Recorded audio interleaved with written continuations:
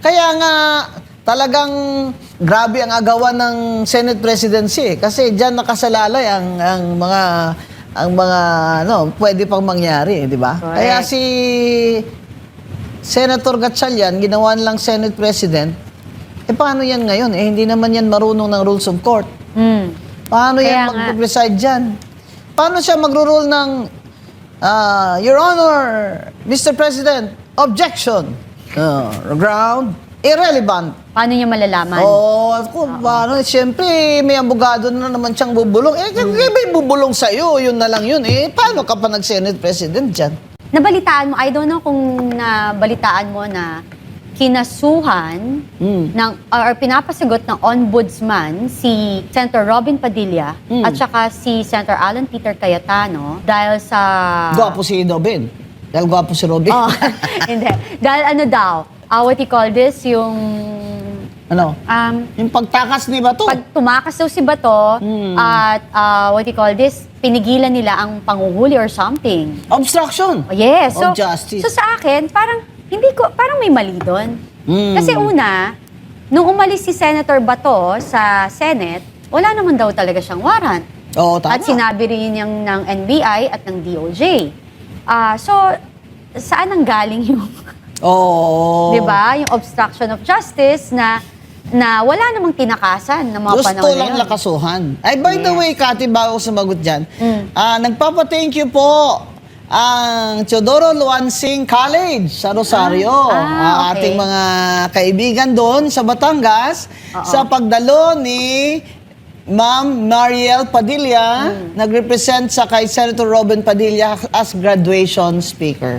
Yan. Kita mo naman yung kabaitan ni Robin at ni Mariel, ha? Pag hindi si Robin available, si Mariel ang pupunta. Mag-a-attend. Oo. Kasi importante yung ma-inspire yung mga bata. Ngayon, yung obstruction of justice, at minsan ito si NBI Attorney Matibag kung ano-ano na lang pinapile mo dyan Tapos mention mo pa pangalan ko na, angkor din ako ng PGMN, ha?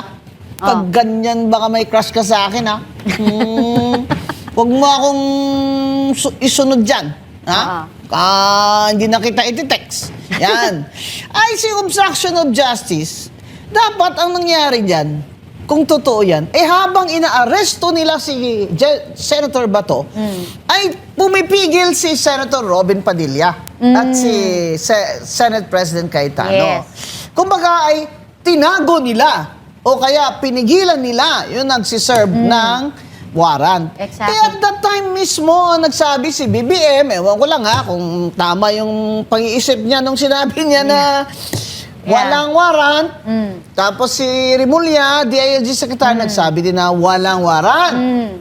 NBI din that time, sinabi nila, wala rin daw Ay di warrant. umuwi si Senator Bato, wala pala kayong warrant Exactly. Umuwi. O ngayon, kung nag-hitch a ride doon kay Senator Padilla, ano masama doon? Uwi na ako, tol, pasakay na lang sa iyo. Wala akong sasakyan Correct. Ginagamit ng anak ko Oo. ano naman ang obstruction of justice doon kung sumakay siya sa At wala namang pumigil. Bakit? Pumigil ba? Wala. Oo. Wala rin. Saka may warrant ba? Wala rin, Wala mother. rin. Oo. So, merong kasi, ako, ang nakita ko doon, tapos, yung nagkagulo sa Senate, sino ba nag-umpisa ng gulo na yun? Oo nga. Actually, ang nangyari doon, ang tingin ko pa nga dapat na mag-file ng kaso is yung mga senator. Which is sila Senator Alan Peter Cayetano kasi siya yung Senate President that time.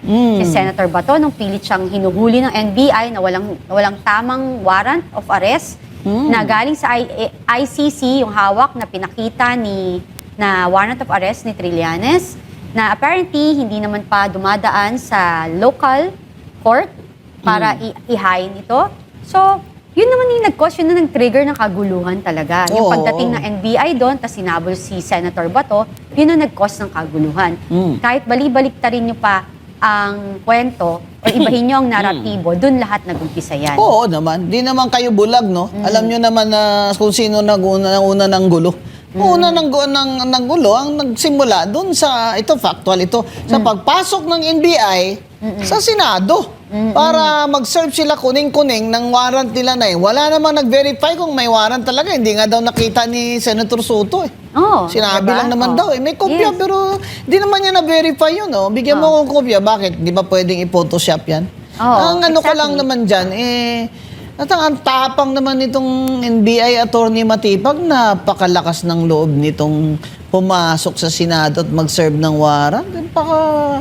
Wag ganyan parang walang galang na sa mga institusyon natin. Lalo na yung institusyon ng Senado na pinakamataas sa ating kumbaga Kongreso. Kaya saan naman po ang obstruction dyan Oo. of justice kung wala naman pala kayong warrant, hindi umuwi siya.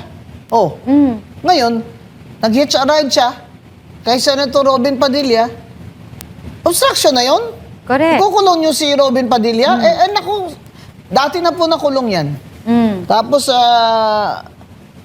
lalo pa, na-convert pa sa Islam. Oh, Correct. something good came out of it for the glory of God. Ha? Yes. Iyan yung problema kasi na ad hominem na lang lahat. Hindi, tsaka gusto talaga nila. Sorry. Ito, utos talaga to eh. Yeah. Na lahat ng oposisyon ay guluhin para hindi na magsalita. Hindi na, wala nang leader ang mga oposisyon na senador. Kaya yan ang nangyayari ngayon. Oo. Oo, maliban dyan ha. Ano yung trafficking na kaso pinagkakaso na naman ni Matibag kay Mike Defensor? Ayun nga. Pero mother, di ba? Parang meron kasi ako nabasa na yung disturbances of public order, Article 153, na pwede rin na makasuhan ng mga NBI dahil sa pagpasok nila na di ba, na-distorbo, nagkaroon ng kaguluhan. Oo, ang kasi Senado. papasok na si Senator Bato noon sa session hall Di ba? Tapos may nabugbog pa na isang osaan na empleyado rin. Oh, well, So- nasa kamay yan ni Senator, dating Senate President Cayetano, kung itutuloy niya yan. Di ba? Saka grave Pero coercion ba? Pasok din dyan, mother. coercion? Oo. Parang, di ko Pamiwersa, yung parang forcing di ba? Parang, ito sigurado, binugbog nila. Talagang ano yan. Diba? Physical injuries yan. Tsaka, kung nagsisession yung nakaupo na doon si Senate President, ganon, kahit tsaka nangyari yun, pwede silang i-contempt. Kaso hindi pa yata nagsisimula. Nakaupo, hindi Pero pa. nakapasok na sa Yes. session hall. Yeah. In other words, they're inside the Senate building, nasa jurisdiction na sila ng Senado. Correct. Kaya nga, talagang grabe ang agawan ng Senate presidency kasi diyan nakasalalay ang mga pwede pang mangyari, di ba? Correct. Kaya si Senator Gatchalian, ginawa lang Senate President, paano yan ngayon? Hindi naman yan marunong ng rules of court. Paano Kaya yan nga. mag-preside dyan? Paano siya mag-rule ng Your Honor, Mr. President, objection. Ground, irrelevant. paano niya malalaman? Paano? Siyempre, may abogado na naman siyang bubulong. Kaya may bubulong sa'yo, yun na lang yun. Paano ka pa nag-Senate President dyan?